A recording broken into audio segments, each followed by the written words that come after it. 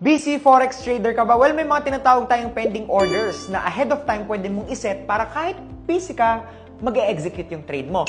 Una, may tinatawag tayong limit order. So, sino coach si limit order? May dalawang klase yan. Si buy at saka si sell.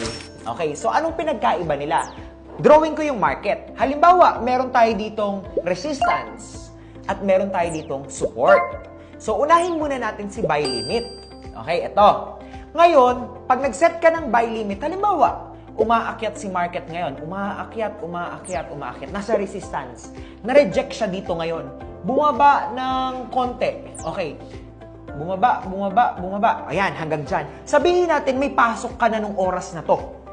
Hindi ka makakapag-execute ng market dito. Tama ba na mag-buy ka dito? Bumababa siya? Hindi. So, maghihintay ka pa dito sa support ulit. Sabihin natin mamaya pang gabi yun. Or mamaya pang during busy hours mo. Pwede ka ngayon maglagay dito ng buy limit or BL. Okay? So, ano ibig sabihin nun? Kapag pumunta dito si price, mamaya, sabihin natin, automatic. Pag pumunta dito, matitrigger yung order mo automatically. And then, pag tumaas si price, profit ka. Paano coach kung dire-diretso siyang bumaba? Loss ka naman nun. So, ganun siya. Okay? Pag-usapan naman natin ngayon yung sell limit. Halimbawa naman, sell limit tayo. May support ka dito, may resistance. Sabihin natin umaakyat si market. Okay? At bumaba na ng konti. Na-busy ka. Hindi mo nahabol. Dapat bang habulin ng market?